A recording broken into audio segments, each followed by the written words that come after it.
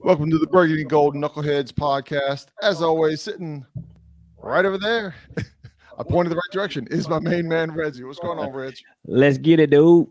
Oh, man. You know what week it is, right?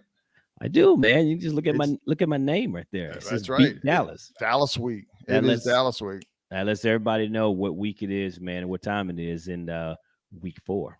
Yes. And, it doesn't matter whether we've on a 10-game winning streak, 10-game losing streak. Man, things get cranked up when it's Dallas week. It matters, and it was kind of like what we're talking about is, you listen to some of the local Dallas people. They want to talk about how, we haven't won in a while, and they talk about that, we're not really a rival with them and all that kind of stuff. But they seem to always know when we come to town. They always know when we're coming to play them on the schedule. And so as much as they try to downplay us as not being part of their rival, we're part of the rival.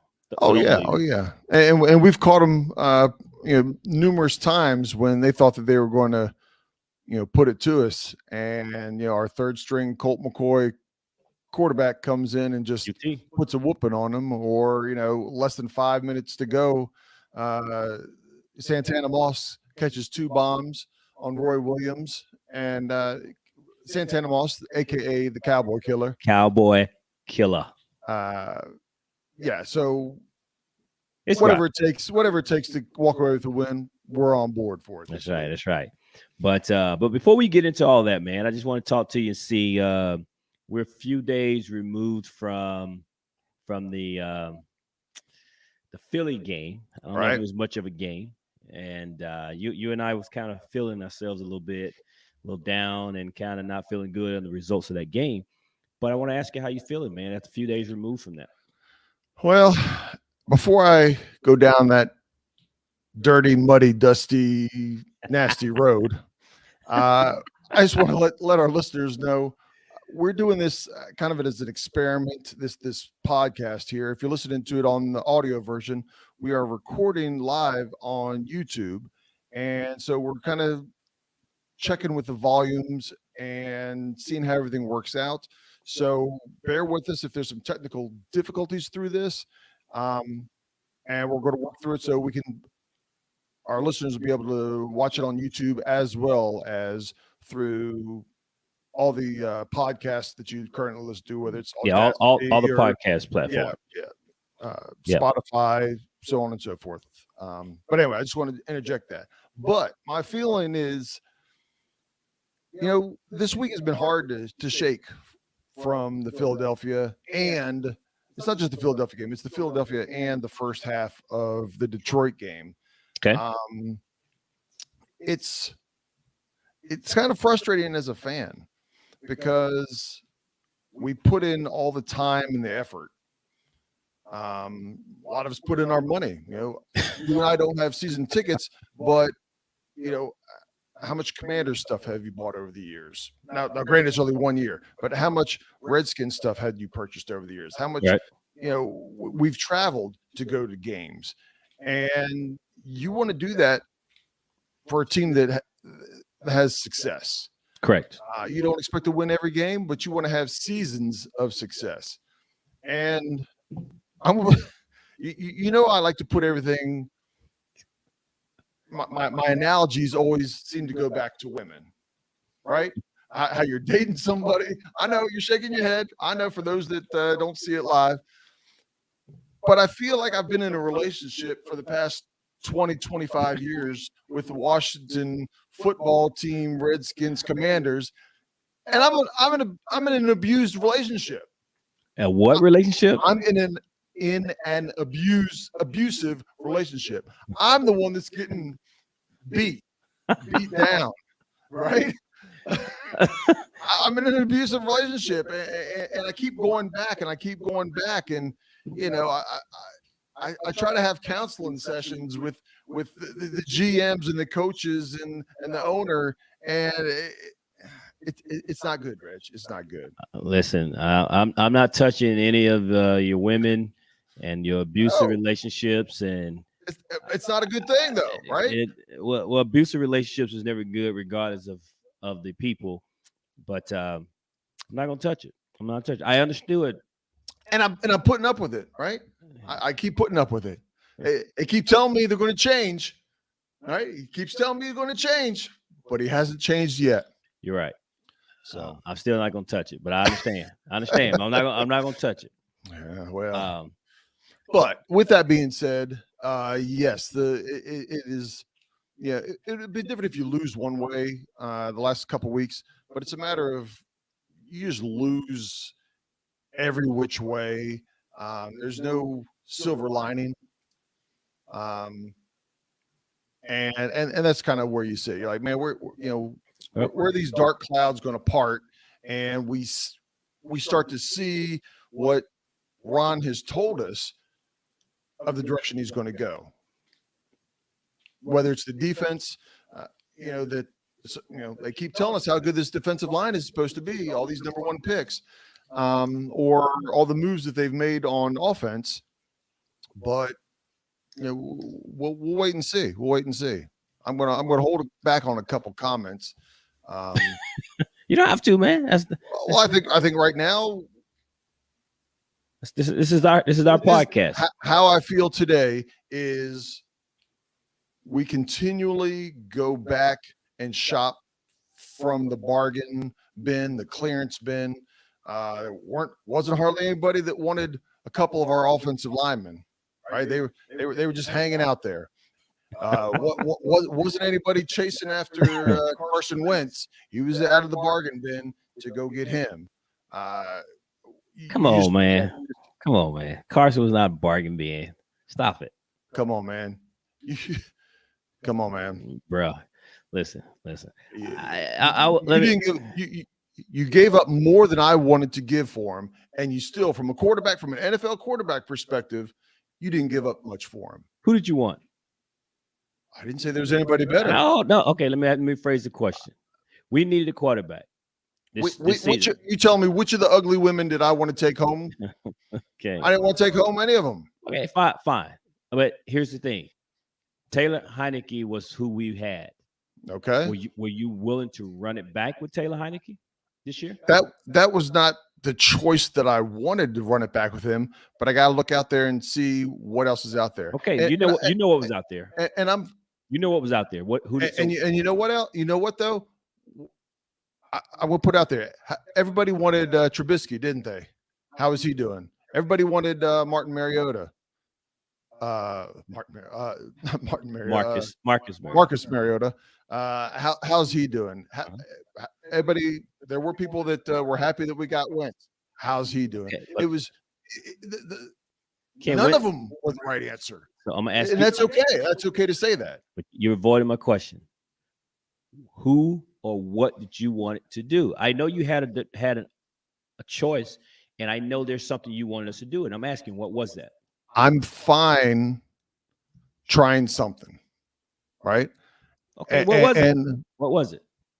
At the time? Yes, at the time. I wanted to either wait for Carson Wentz to be released because he was going to be released if I was going that route, or I wasn't excited about it. Don't get me wrong, but I thought, let's give Martin Mariota, I said it again, Marcus Mariota a shot. But with that, now Mariota would have saved us $20 million. And if it fails, it fails, right? And I don't have a problem so much with Wentz, but I think you do, Ken. If it continues down the road like it is, we just got to be willing and ready to call it for what it is. And I'm hoping that Ron is willing to do that. He was willing to do that with Haskins. And he cut, and that's what you need. But that's what you need to do with a quarterback. You're waffling, Ken. You're waffling. What do you want me to say? I'm asking you because again, we're going there was no good option. Okay, exactly. And everybody else, because you're not telling me what you wanted to do, other than that you want to run it back with Taylor Heinicke. Because other than that, who else were they going to go get? I agree 100%. Okay, and other people that you just named, Carson Wentz is performing the best of all of them. All of them. Ooh. Every last one of them. And although this team is 1-2, it's not all on Carson Wentz. No, it's not. Okay. And so based on what we wanted to get production out of the quarterback position, of all the guys that were available, he's performing the best. Look, And we're only 3 games in. 28 million dollars a year. I know all of a sudden in the last year and a half, there's all these $40 million contracts. But in general, a $28 million a year quarterback is a franchise quarterback. Right now, Carson Wentz is not playing like a franchise quarterback. There's a lot of players aren't playing up to their contract, Ken, so I'm not going to hold that to one guy. But I digress. But a quarterback is a different position, a different breed. Absolutely. You know, and where we differ is I don't think everything that's ailing this team right now is because of number 11. And you might seem to think that a little more is to do with number 11. But this is not a Carson Wentz podcast. Okay? So I don't want to bore the fans again with you and I, because Ken and I disagree on this whole Carson Wentz thing in a big, big way. But that being the case, I don't feel good about this team right now. I kept saying that I wanted to wait about 4 games. I go back and forth. I waffle a little bit on whether to really call out this organization on what they're doing and what they're not doing, as opposed to trying to be patient as a fan and recognize that this whole process takes a little while. And I think where I struggle is Ron Rivera and his crew is technically 3 years into this rebuild. Yep. Right, or into this process. But yet, as a fan, it's been since the 90s. Yeah. Since we've been good and relevant. So struggling between trying to rush this process versus be patient, because I heard Fred Smoot talking the other day, and he was discussing about some of the fans that are disgusted and fans that are jumping off the bandwagon. And his whole point was, okay, look, he said, look at some of these other teams. Fred was talking about it. He named Buffalo. He named Cleveland. I forgot he's at Miami. He said these teams ain't been relevant for a long time. He says, but you still see their fans showing up and supporting the organization. He said the flip side of this thing is you look at someone like Green Bay. He's a great Green Bay has gone almost 40 years with competent Hall of Fame level quarterbacking. Well, they had back-to-back, if you want to call it, just like San Francisco had a long run because they had back-to-back Hall of Fame quarterbacks. Okay. That makes it easy. Okay, but here's what he said. He says, and we want that. He says, but they got 2 championships to show for it in 40 years. He says, so as a fan, you stick through it, man. But he understands the fans' frustration. He says, but for those people that want to just jump off the bandwagon, just run away and just give up, he used the other organization. He said, so the extreme would be the teams that ain't won anything, and yet the fans are still supporting. Right. Absolutely. And then he showed the organizations that have had competent quarterback. Green Bay, they're a model. They're organization that most people decide, hey, this is what we strive to be, and they got 2 championships in 40 years. So, but they've been good. A playoff team the whole time. That's right. But you don't play for playoffs. You play for championship. I understand that, and I don't disagree. But I guarantee you, Washington fans would be night and day different if every single year, 9 out of 10 years, were a fair enough. playoff Fair enough. team. But what do you say about Buffalo? What do you say about Cleveland? What do you say about Miami? Those organizations aren't, Jacksonville. These teams haven't been good, but the fans still show up and support. I'm not saying it comes in waves on those teams. So I disagree. Cleveland hasn't been filling out the stadium all the time. There's a lot of empty. There's been years of a lot of empty seats, bags on their heads, just like even if they showed up, they still showed up. To show the displeasure with the organization, they still showed up. And normally they have bags on their heads with a lot of empty seats around them. Seats might have sold, just like Washington. Washington was a few years ago was selling out. They were still considered selling out the stadium, but man, there's a lot of empty seats for selling out because people just didn't. I don't know that I agree with that, but okay, that's fine. Point is, there's a difference between trying to stick through it, and that's what part of being a fan is, as opposed to just being situation with Ron Rivera. You think the ownership has anything to do with that?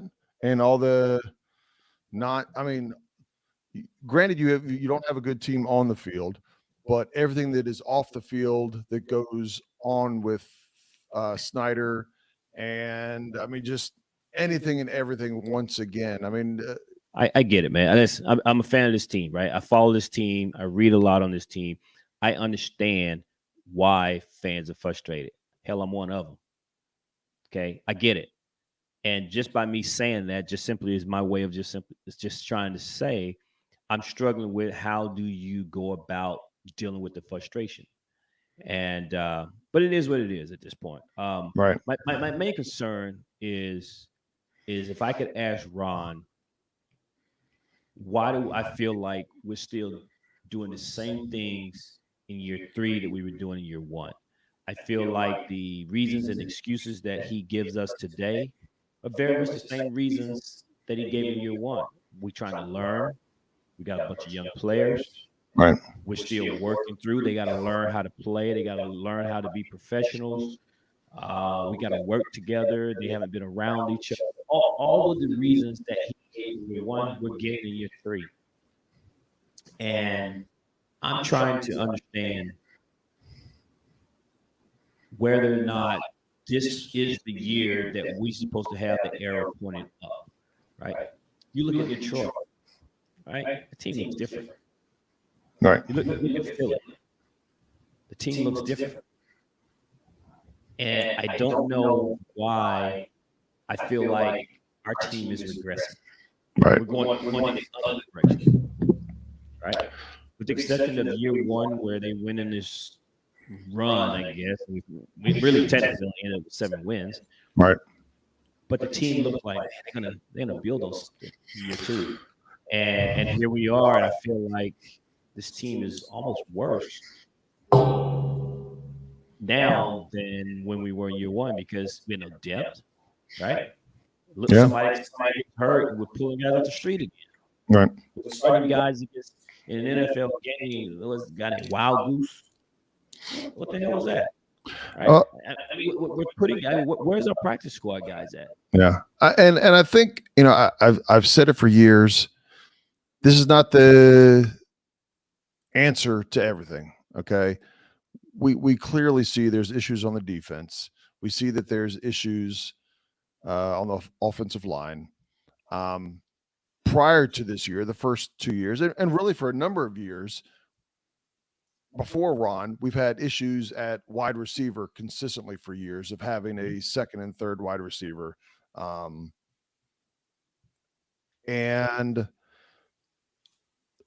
but when it comes down to it, easier said than done.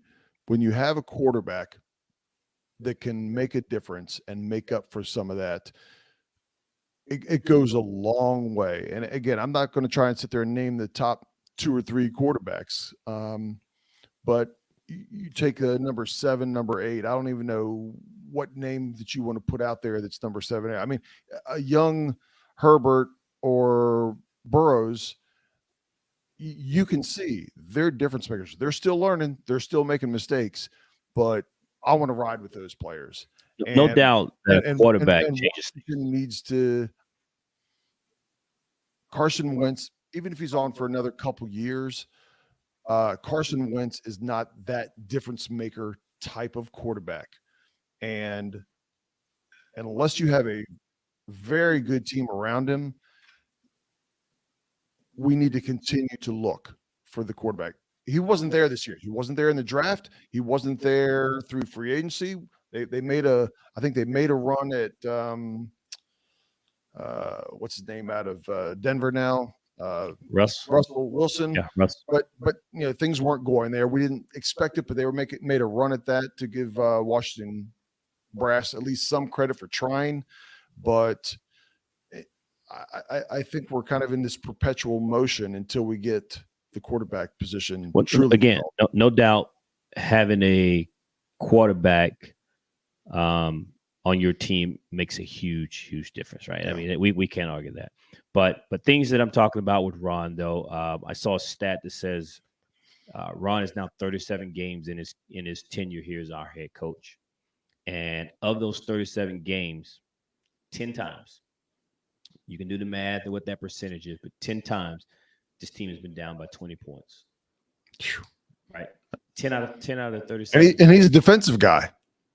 That's kind of like a double smack, right? I'm gonna give you one more stat. Yeah. This season, so through 3 games, Right. this team offensively has faced 2nd and 10 or more, 2nd down, 10 or more yards, which means on 1st down it was a bad experience. Right. 29 times through 3 This games. year. This year. Wow, 3 games already. Wow. Now keep in mind, you may run 50, 60 plays a game. Right. 29 times that we've faced 2nd and 10 or more. Yeah, averaging 10 a game. Right. So then you wonder why offensively the team is struggling. But again, there's a lot of reasons that I think we could all point to as to why this team is struggling offensively. And listen to Ron, it's everybody's still working together. It's been 3 games, and all the reasons that they're given, man. But I don't understand why it always takes this team half the year before they make an adjustment. That's exactly what I was going to say. We start to get it. That was the next thing I was going to say as you were going there. Is this team does not, under Ron Rivera, has not started strong at all. He's kept them together, to give him credit, but we're always playing from behind. We're always trying to climb to get back to 500. Absolutely. Things. But I'm going to say, with all of that, with all of the things that we just spent the first 20 minutes talking about, the concerns in this team, it takes us into week 4, right? Here we are going into a road game against the hated Dallas Cowboys, right? A win against Dallas cures a lot, right? I mean, even if it's an ugly game, I'm not going to say that it cures it, but it puts some bandages on the fans from a fan's perspective with an ugly loss, much less if you're able to come out there. It will. It will. It will. But we win this game on Sunday. It'll feel good, but won't feel fulfilling. And because the excuse is going to be, well, Dak wasn't playing, right? Well, I think it depends on how you win overall. I think well, it doesn't matter. It's going to be because if we blow him out, was because Dak wasn't playing. Well, If we barely beat him, it's because you barely beat us with our backup. Well, I don't care about the Dallas fans, right? I mean, I'm going to talk noise to them, no matters who's starting, because they don't cut us any break when we're injured and COVID and everything else. But to me as a fan, I'm going to look at it and go, and let's just say I'm just throwing out a score of 24-10, right? If we win 24-10, it looks like a solid win. Of course, you never know how the game plays out with just a number, but you're going to look back and you go, man, that was a good win. Which team are we? Are we the team from this week at Dallas that won 24-10? Are we the team, are we going to be, have we turned the ship? Have we not? There's still going to be hesitation because the last 2 weeks have been so bad. Okay. But and I want to turn the corner, right? I want to turn the corner and get into a rhythm and run off 3 or 4 or 5 wins in a row. But hashtag prove it. We got to see it. We do have to see it, man. But either way, we're playing Dallas. Looking forward to it, if I'm being honest. I am too. Absolutely. I do need to see that this team has made some adjustments and they've learned something from the first 3 games, man, because 1 and 2, to your point, when you lose, it's one thing, but how you lose is another thing. If we were 1 and 2 and they were both last minute losses, or we lost by 3-4 points or something like that, we're like, man, one possession might have been the difference in the game. Right. But we're getting our butts kicked. Yeah. Right? In both of those games, we were down about 20 plus points. Right. and being down by 20 plus points, trying to come back. 1 week it almost worked. Last week, not even close. Right. But the thing that concerns me about this game is we're playing the Cowboys, which their strength plays into our weakness. Their defensive line. That is their defense against our offensive line. Yeah. The line is where currently as they're playing, Micah Parsons, DeMarcus Lawrence, even Armstrong Jr. They're giving quarterbacks a hard time right now. They are. And again, to your point, against Philly and Detroit, that was our struggle is blocking them. And I'm pretty sure Dallas is looking at this tape, right? Absolutely. I would. Yeah. And it doesn't take a whole lot. I mean, just look, all you got to do is you don't even have to watch the full game. Just watch the first quarter, right? They had 5 sacks. 5 or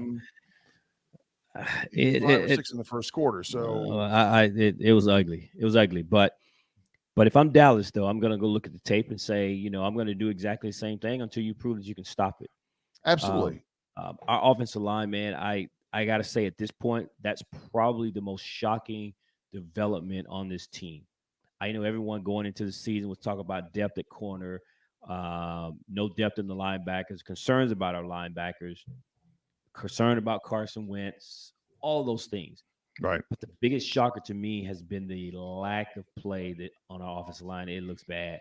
And you've seen a lot of the cut-ups of the film from that game against Philly, man. And I saw a stat where every offensive lineman, every Washington offensive lineman gave up a sack. There was 9 total sacks, but every one of those linemen gave up a sack. Right. And I think for one, I think we already discussed it, but half of those sacks were on Carson Wentz. And I think to what you talk about, Willis? No, from not hitting a hot receiver to holding. I didn't mean for you to go into it, man. Come on, No, I'm just saying. But we've gone through this 2 weeks in a row. So whether it's what you talk about, Willis? Come on, man. Whether it's Carson Wentz and or Scott Turner, this is coming. Exactly to your point. This is going to continue to come until you find a way of beating it. And how you beat it is hit the hot receiver, hit the back swinging out to you. If the defensive line just has to pin their ears back and go every single time, and they know that you're going to be not 7 yards back, you're going to be 8 yards back, 9 yards back, and if when the defensive ends rush, because it happens to Washington, and you rush past the quarterback, you step up, right? You step up, right? And because the offensive linemen are also taught once you get outside there, keep pushing you beyond the quarterback, and so Carson Wentz needs to step up.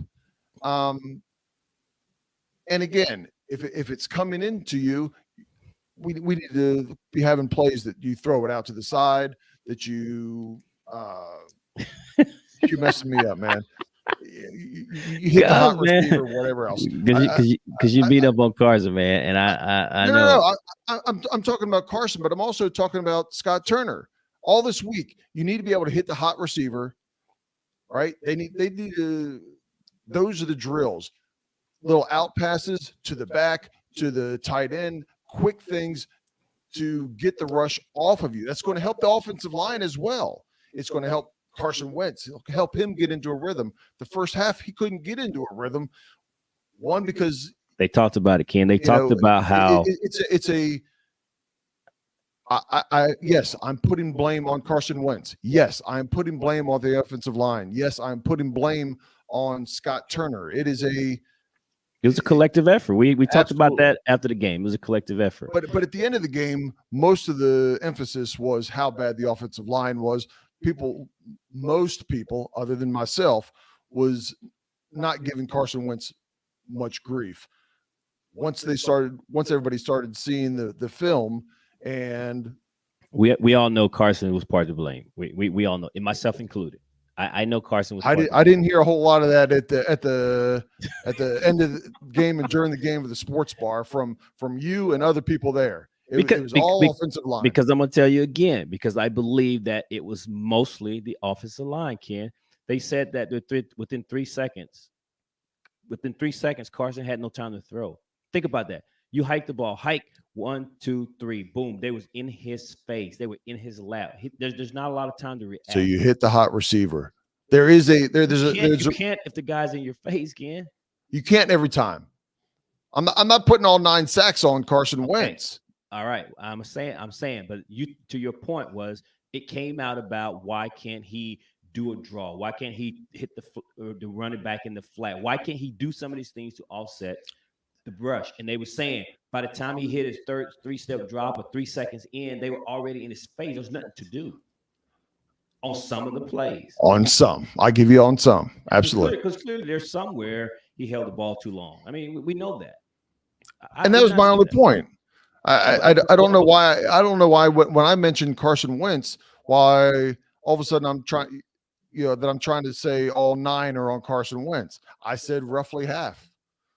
If we can argue whether it was 4 or whether it was 5 because the total was 9, right? Either way, I think most of them were on the line. I stand by that.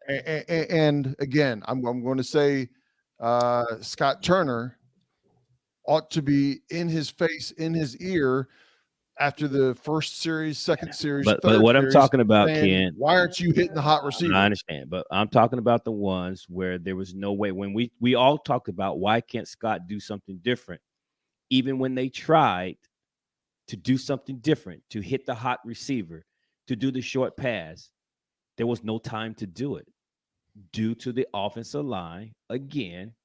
That is not as accurate as you're laying it out, because I've shown you film where there was 2 people in the that was one sack, Ken. There were others also. I'm just using. Okay, so now we're down to 8, right? I mean, do we? Again, I've consistently said. Okay. Let me just say this so we can move on. You clearly think Carson was mostly to blame. I don't, but so we'll move on from it. What my point here is, there are times that you can't do anything. You can't hit the hot read if they're not going to block for you. So you want them to do something different, including Carson. There's nothing to do if you don't have time to do it. And so that was it. So I myself was screaming, Scott Turner, call something else. Do something different. I agree with that. I already said that, right? And so when we did that, there's 3 seconds. Well, you also have to be, when you throw a hot, quick slant or whatever, you have to be accurate so the receiver can actually get his hands on the ball. Well, when you're getting your ass beat up constantly, you might throw the ball a little bit faster than you want to, Ken. That's just the way it happens, right? We call that getting rattled. No doubt the guy got rattled, right? You don't got 3 seconds. You're hearing footsteps. You're throwing the ball faster than maybe because the last 5 dropbacks you didn't have time. So this time you got time, and you might have rushed the throw. But his clock still kept on going slow, because after the 4th, 5th, 6th sack, he was still hanging back there. The offensive line did not play well. Carson Wentz did not handle a poor offensive line well at all either. So it was Carson's fault. I got it. 100%. I believe it. I will go extreme if you're going extreme. Yeah. I believe that. I believe that it was all Carson. Yes. 100%. Yeah. Yeah. Okay. If it wouldn't have been for the offensive line, it probably would have been 10 or 11 sacks. It was all Carson. So yeah. so we leave nothing to discuss because it was all Carson. So we beat that point. So but it was Carson's fault. So hopefully Carson learned better and he'll do better this week against Dallas. Is that what you want me to say? Yeah, because Micah Parsons already has 4. DeMarcus has 3 sacks already, and so was Armstrong Jr. So, and I'm going to say you better know where Parsons and Lawrence are the entire game and have that clock running in your head. They're going to get a couple sacks. right? If we were playing, if our offensive line was playing well, it wouldn't surprise us if Dallas got a couple sacks anyway. So if there's a sack or two early, I don't want to overplay it. I just want to see, will the offensive line make adjustments? Will Wentz make adjustments? Will Scott Turner's play calling make adjustments? Because they are going to bring it. Of course they will. They're gonna bring the pressure. They're gonna reach for the ball, try to knock the ball out, and those types of things. So Ron was asked about Mr. Michael Parsons, and he talked about him as an athlete, and he talked about how well Dallas used him and moved him around. Ron mentioned that the way Dallas applies pressure and get the results that they want, that by moving Parsons around, they create a lot of one-on-one matchups. Right. Right? They create that mismatch, and therefore it's a one-on-one, and now it's up to your lineman against their defensive line to win the matchup. And in many cases, Dallas wins the matchup. And I could not, for the life of me, understand why would I know where you're going. Go ahead. Why would one of our reporters in this press conference then ask the question, why aren't we doing these types of things with Jamin Davis?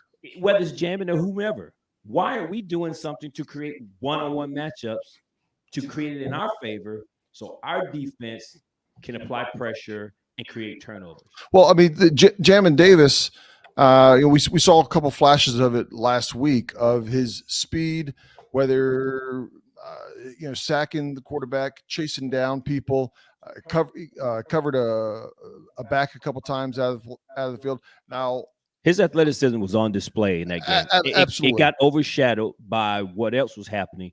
But Jamin Davis, you were to isolate Jamin Davis, you saw the 19th overall pick show up in flashes during this game. And he may have made some mistakes, right? If you break down film for every single play, he may have missed a play or two, but you definitely saw his speed and athleticism.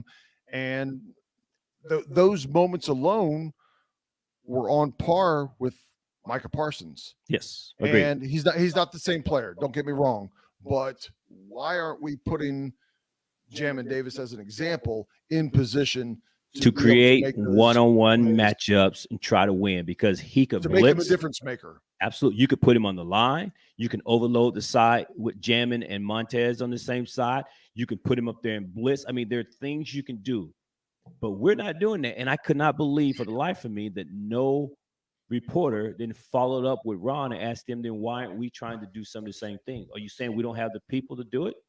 Do we not have the athletes on our team to do that? Because you drafted them. Right. And I want and you and I have talked about it. I don't think we've talked about it on air, but we've talked about it when we're at the bar or whatever. There's been a lot of criticism by the coaches started on Jamin Davis a little bit. Openly, publicly, but and so the fans kind of jumped on that also. But where's Montez Sweat been? Well, Ron had an answer for that. I don't see him at all. I mean, Ron had an answer for it. 0 sacks, very few tackles. But go ahead. What did Ron say? Ron is that with Chase being out, that Montez is seeing a lot of double teams. Come on, man. That's what he said. Now, most Pro Bowl key defensive linemen, whether it's one of the Bosa boys, what's the name guy to Cleveland, Myles Garrett, every top-notch defensive lineman, Khalil Mack, you name them, they get double teamed, Ken. They get double teamed. I won't pay attention this week. They get double teamed. I'm not saying you don't ever get double teamed, but if you want to get paid like one of the top guys, man, you got to learn how to beat that. That to me, that's the same excuse when you hear about a receiver getting double teamed, right? The Biltons still get the yardage, and it's also one of those things also that if he's getting double teamed, then somebody else should be able to make a play. Well, that along with Del Rio, do different stunts.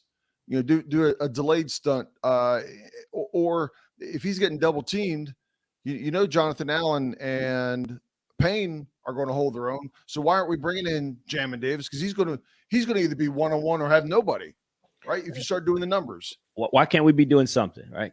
We're not getting the production, right? We're not getting the production. So I'm giving Ron a thumbs down on that answer. Everybody knew that was BS, right? Yeah, Come on, man. I'm just being nice. Come on. I'm being polite and saying thumbs down. I could say, everybody knew that was BS, but right. But again, these guys are giving Ron a pass, man. I don't know. I don't know. I think they just want to be able to be cool with Ron to make sure they can continue to talk to him and get questions and answers during press conference. Because Ron, as you saw on Monday, was a little chippy in his press conference because he knew everybody's going to have a lot of questions. Oh, absolutely. He knew it was coming. He was already on the defensive, but yeah. But I've spent a lot of time on this podcast talking about our offense against their defense, and because I'm not concerned about our defense get their offense, right? That doesn't mean that our defense doesn't have some challenges. They have some pretty good players on offense, but I don't think, just like I said against the Phillies, my concern was going to be our offense. I mean, our defense, their defense against our offense in this game. Right. So. Yeah, and I'll go back almost to what I said against Philadelphia.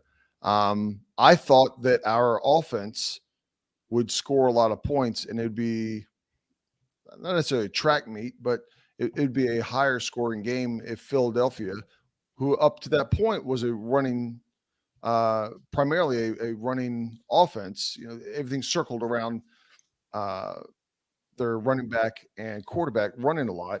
Which, by the way, he threw 300 yards through the air. Yes, yeah, they beat us through the air, no doubt, with big plays.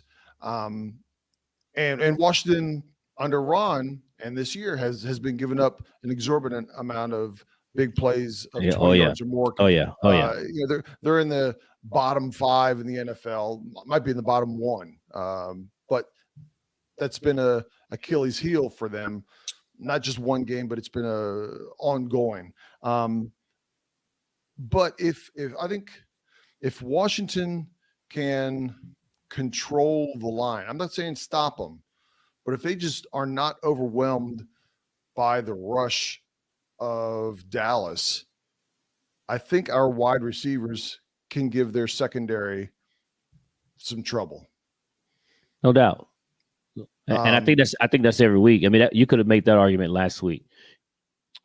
But I think the strength of Washington, of Dallas is 100% their defensive line. Oh, I have no doubt.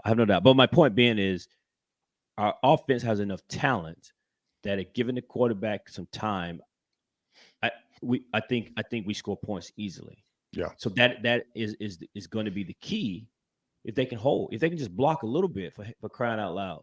I mean, you saw some of the video, right?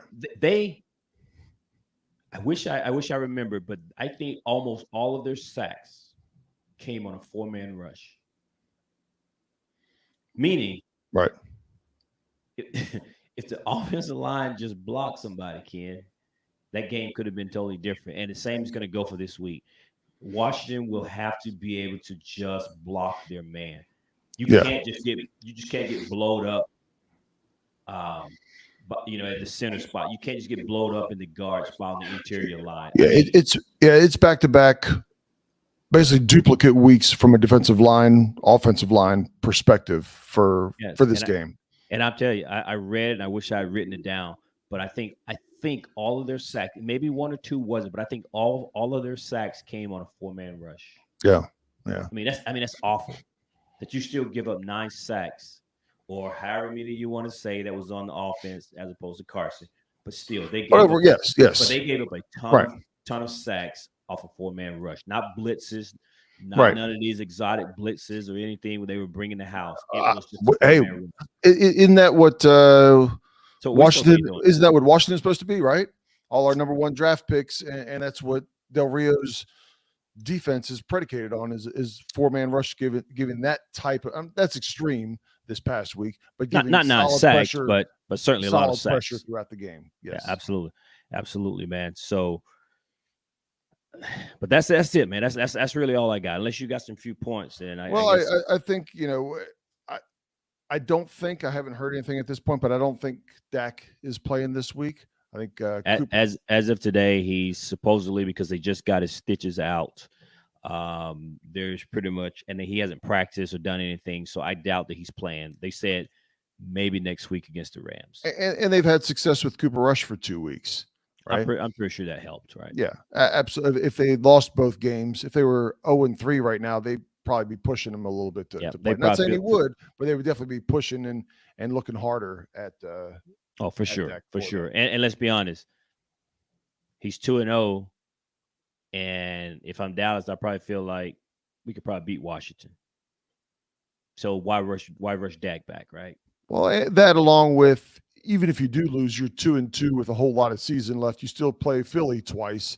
There's a lot of football left. A lot of options or a lot of opportunities for them to come back at this point in the season. Yeah. But no, I think they moved over. They got rid of Amari Cooper, and they're relying on CeeDee Lamb. I think this past week he had a good game, but prior to that, he's not what most people would consider produced like a number one receiver. But he just had his first touchdown, right, through 3 weeks. Right. But no, he by most people's standard, he's gotten off to a slow start, for sure. Yeah, and offensively, their offense is a lot like our defense. That they didn't they didn't make any changes, right? It's Dak, it's Zeke, it's CeeDee Lamb. Like I said, they let Amari Cooper go. They got Charles Schultz. I'm sorry, that's the Peanuts. Dalton Schultz, that they put the franchise tag on. Who is this Schultz guy? Yeah, everybody knows who Charles Schultz is. Nobody knows who Dalton Schultz is. Oh my God, man, you be tearing people's name up, boy. I did it on purpose. Come on, Rich. I don't believe you did, man. That one I did on purpose. All right, JD the DJ, I messed up on. I don't think you. We'll go with that. I promise you. I promise you, ladies and gentlemen, boys and girls. I admit my mistakes when I make them, but no, I think honestly, I got one key to the game: offensive line / Carson Wentz / Turner. Control the line of scrimmage. You're going to get pressure. They're a good team.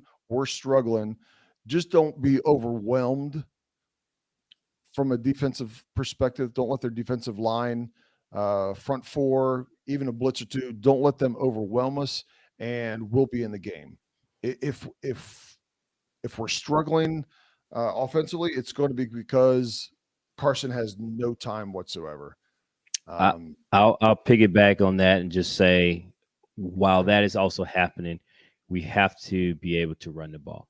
Not saying that we need to run and get 150 yards, but we have to be able to run the ball enough just to get enough positive yards that we get into second and third and short type deals. And that will allow Scott to open the playbook up, whether we go to the receivers or via play action, right, or just simply being able to open up the playbook and choose from all the other plays when you're doing third and short, second and short, to keep the chains moving. So right. Being able to move the ball offensively. And even going back, I don't want to keep going down this road, but last week, even after we had multiple sacks, Scott Turner was still calling plays with a faking the handoff, and that takes longer for the play to develop. And it was just kind of boggling my mind of don't do that. If you're going to send the running back out in the flats to do whatever, you're not distracting the defensive linemen at that point of the game, because they're just pinning their ears back. Have them chip somebody on as they go out, and then toss them out to the flat. So that was one of the big things that Scott Turner continued throughout the game that just did not help anybody. Well, let's go, Scotty T. Yeah. Let's do it, man. But that's all I got. I know we talked more about all of Washington's problems than we talked about Dallas so far in this podcast. Well, we got more problems to fix. And I think that's kind of lays on where we win or lose the game. I think it's up to Washington to win or lose this game. If Washington can play the best that they can offensively, where we've seen them produce offensively, and then we've seen it some periods during the season already where the defense was stopping, but it's got to put it together for a whole game. Well, yeah, we do that, we win the game. So we can't get out of here, Ken, without your number. I'm going to give it a 6. And that's because of Washington. That's not because of Dallas, of it being that low. If Washington was playing better, it would be higher. Wow. I don't like that we're thinking alike, man, but I'm going to give it a 6 as well. And again, it has everything to do with I don't know what team is going to show up for Washington this week, and that this game will come down to whether or not our offensive line can give Carson Wentz a little bit of time to do what he needs to do. Yeah. And so I'll keep it short and simple and just say it's a 6. And to your point, it really is about what Washington. It's up to Washington to win this game. Yeah.